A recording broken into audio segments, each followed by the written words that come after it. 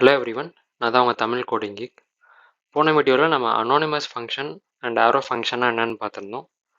இந்த வீடியோவில் நார்மல் ஃபங்க்ஷனுக்கும் ஆரோ ஃபங்க்ஷன்ஸுக்கும் என்னென்ன டிஃப்ரென்ஸ் இருக்குது அப்படின்றத பார்க்கலாம்.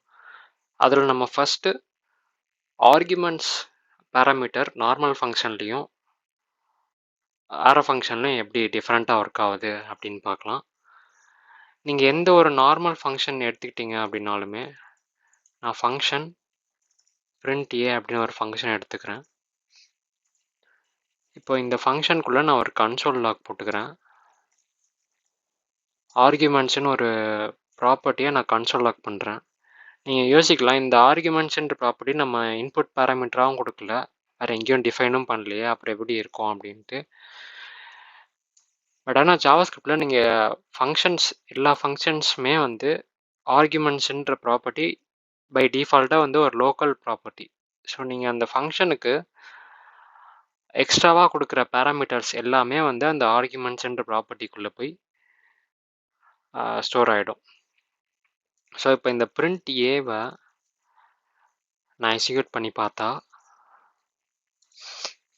உங்களுக்கு அந்த ஆர்குமெண்ட்ஸ்ன்ற ப்ராப்பர்ட்டி கன்சோல் லாக் ஆகும்.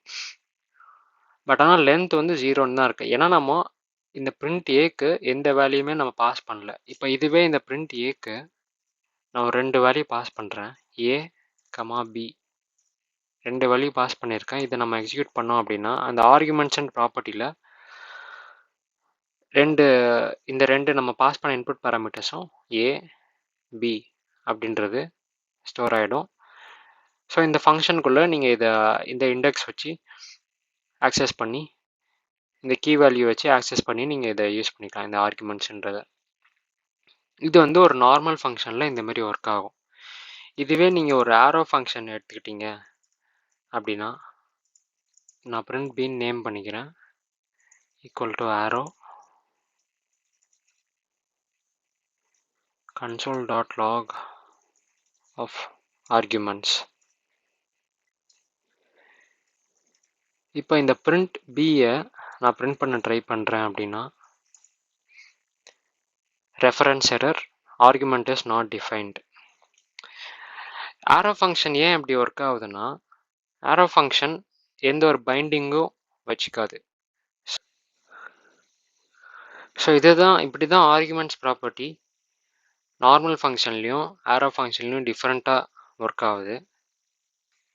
நெக்ஸ்ட்டு நம்ம ஆரோ ஃபங்க்ஷனில் திஸ் கீவேர்ட் எப்படி டிஃப்ரெண்ட்டாக ஒர்க் ஆகுது அப்படின்னு பார்க்கலாம். ஃபர்ஸ்ட் திஸ் கீவேர்ட் நம்ம நார்மல் ஃபங்க்ஷனில் எப்படி ஒர்க் ஆகுது அப்படின்னு பார்த்துடலாம். நான் ஒரு ஆப்ஜெக்ட் டிஃபைன் பண்ணிக்கிறேன், ஆப்ஜெக்ட் ஈக்குவல் டு ஏன்ற ஒரு பேராமீட்டருக்கு நான் 1ன்னு ஒரு வேல்யூ அசைன் பண்ணிக்கிறேன். அப்புறம் பின்ட்டு ஒரு ஃபங்க்ஷன் டிஃபைன் பண்ணி அந்த ஃபங்க்ஷனில் இந்த 1 நான் கன்சோல் லாக் பண்ணுறேன். Value of a equals to plus this dot a. So இப்போ இந்த பியை நான் கால் பண்ணணுன்னா ஓபிஜே டாட் பி அப்படின்னு நான் கால் பண்ணுறேன். இப்போ இந்த கோடை நம்ம ரன் பண்ணி பார்த்தோம் அப்படின்னா value of a equal to 1ன்றது பிரிண்ட் ஆகிடும். இது வந்து ஒரு நார்மல் ஃபங்க்ஷனோட கேஸில். இப்போ இதையே இந்த பிஏவே நான் வந்து ஒரு ஆரோ ஃபங்க்ஷனாக மாற்றுறேன்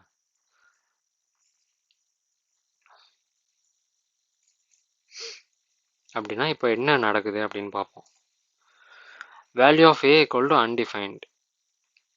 இது ஏன் இந்த மாதிரி நடக்குது அப்படின்னா, ஆரோ நார்மல் ஃபங்க்ஷனில் இந்த திஸ் கீவேர்ட் அது எந்த ஆப்ஜெக்டில் இருக்கோ அந்த ஆப்ஜெக்டை பாயிண்ட் பண்ணும்.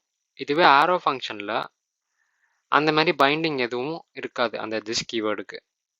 இப்போ இந்த திஸ் டாட் ஏவை நம்ம எப்படி பிரிண்ட் பண்ண வைக்கலாம் அப்படின்னா, இந்த ஆரோ ஃபங்க்ஷனை ஒரு நார்மல் ஃபங்க்ஷனாக மாற்றிடலாம் திரும்ப.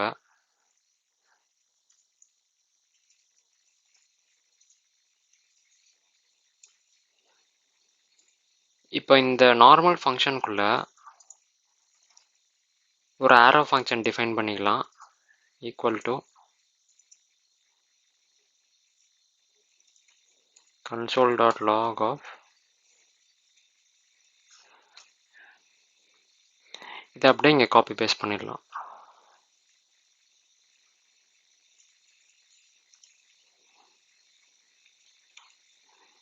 இதை இப்போ ரிமூவ் பண்ணிவிட்டு இந்த பிரிண்ட் ஏன்றதை அதுக்கு அடுத்த லைனில் நம்ம கால் பண்ணிடலாம்.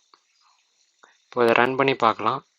So value of a equal to 1ன்ட்டு பிரிண்ட் ஆகிடுச்சு நமக்கு. இது எப்படி ஒர்க் ஆகுது அப்படின்னா, இப்போ நம்ம அவுட்டர் ஃபங்க்ஷனில் ஆரோ ஃபங்க்ஷன் யூஸ் பண்ணல, நார்மல் ஃபங்க்ஷனை யூஸ் பண்ணியிருக்கோம். ஸோ தட் இந்த ஃபங்க்ஷனுக்கு இப்போ திஸ் கீவேர்டுக்கு ஆக்சஸ் இருக்கும்.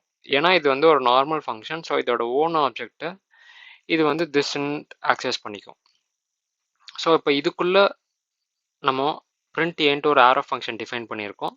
இதை வந்து நம்ம ஒரு கன்சோல் லாக் பண்ணி பார்த்துக்கலாம். இந்த திஸ் கீவேர்டுக்கு வேணாலுமே இந்த திஸ் எதை பாயிண்ட் பண்ணுது அப்படின்ட்டு. ஸோ இப்போ பார்த்தீங்கன்னா தெரியும், இந்த திஸ் வந்து இந்த அவுட்டர் ஆப்ஜெக்டை பாயிண்ட் பண்ணுது.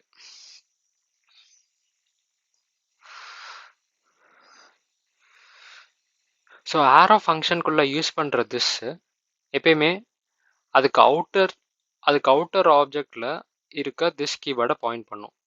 சின்ஸ் நம்ம இந்த ஃபங்க்ஷன் கீவேர்டை வச்சே டிஃபைன் பண்ணியிருக்கிறதுனால இதோட ஆப்ஜெக்டில் திஸ் கீவேர்டு ஆக்சசபிளாக இருக்கும். ஸோ இதுக்குள்ளே இந்த ஃபங்க்ஷனுக்குள்ளே நம்ம இன்னொரு ஆரோ ஃபங்க்ஷன் டிஃபைன் பண்ணியிருக்கிறதுனால இதில் இருக்க திஸ் கீவேர்ட் இந்த வெளியே இருக்க ஃபங்க்ஷனோட திஸ் கீவேர்டை பைண்ட் பண்ணி ஆக்சஸ் பண்ணும். ஸோ இப்படி தான் திஸ் கீவேர்ட் நார்மல் ஃபங்க்ஷன்லையும் ஆரோ ஃபங்க்ஷன்லையும் டிஃபர் ஆகுது. ஸோ இந்த வீடியோ உங்களுக்கு யூஸ்ஃபுல்லாக இருந்தால் லைக் பண்ணுங்கள், உங்கள் ஃப்ரெண்ட்ஸோடு ஷேர் பண்ணுங்கள்,